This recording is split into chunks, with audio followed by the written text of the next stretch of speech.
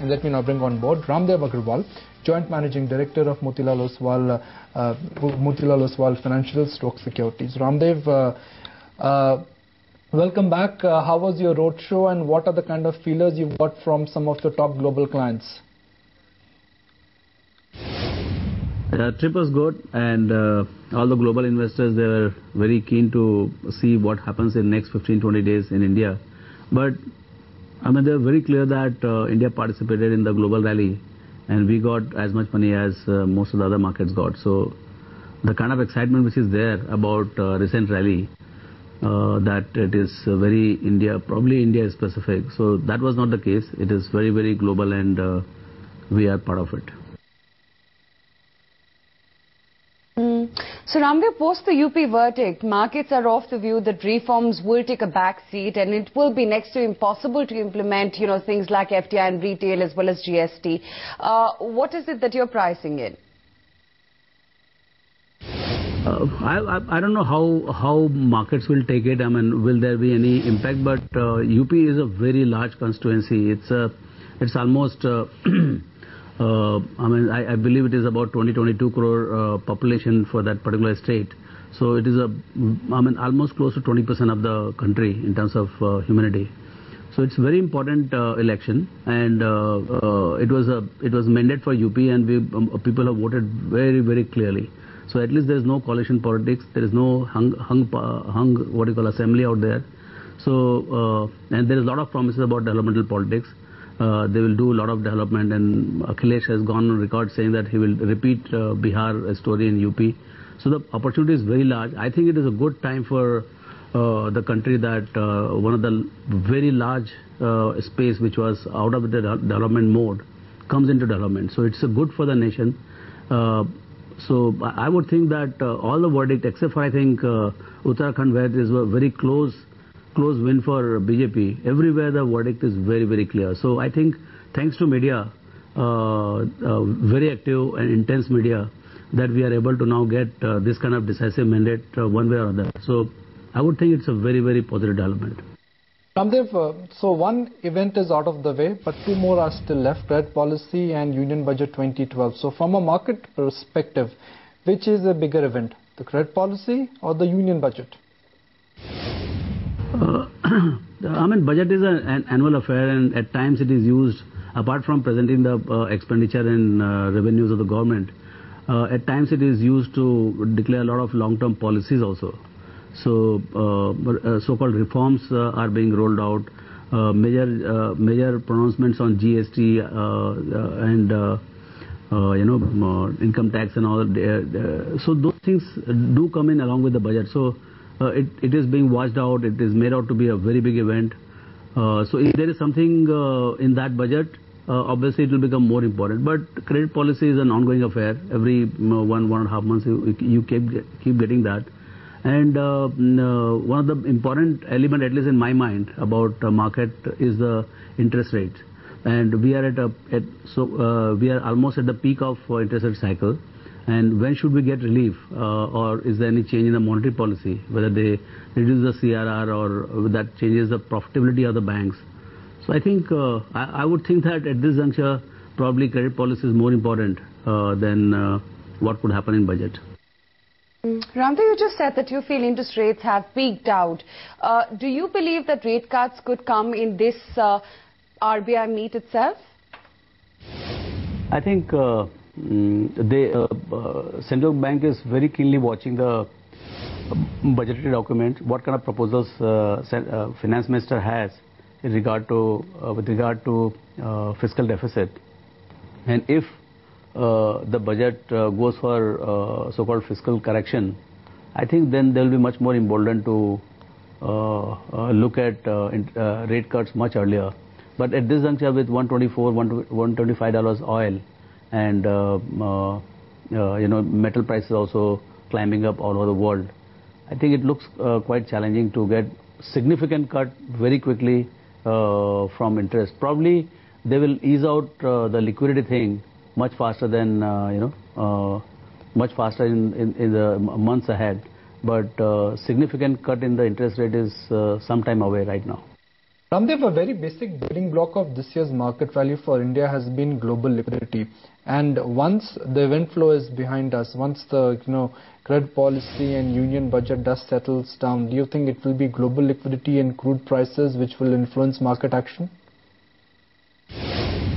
It looks, all the technical guys, those who watch liquidity and the short-term movements very keenly, they all say that market is headed for 6,000, 6,200, probably even new high, and the pace of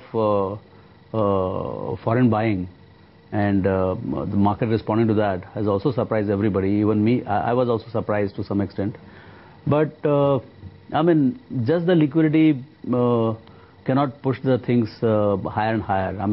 Whenever liquidity stops coming in, market tends to sag if it is not supported by earnings. So I would look for more earnings-based ideas.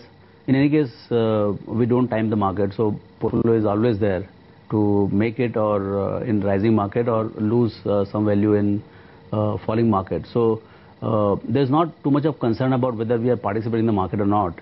The only issue is that what you should buy at this juncture or at any point of time. And there I would definitely look, I would not go by what the liquidity can do to the market or to that particular stock. I would rather look for earning support and fundamental support for buying those stocks for my portfolio rather than just market outlook.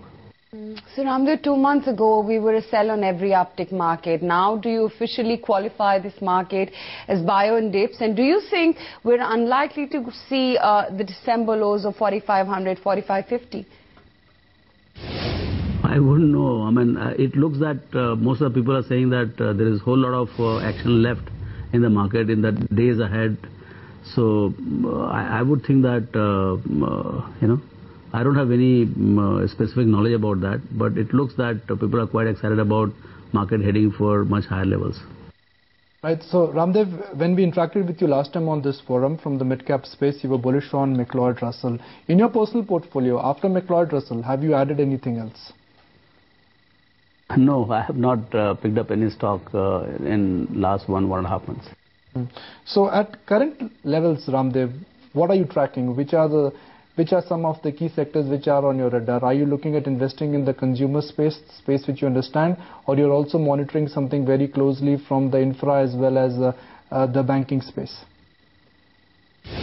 No, basically, I would love, if you give me two companies, one facing the consumer and one facing the government business, I would any day pick up to spend time with the consumer businesses rather than government facing businesses. That's very clear. And so I think the whole issue is that all the consumer facing businesses are doing very well, even now, despite the interest rate cycle is very tight.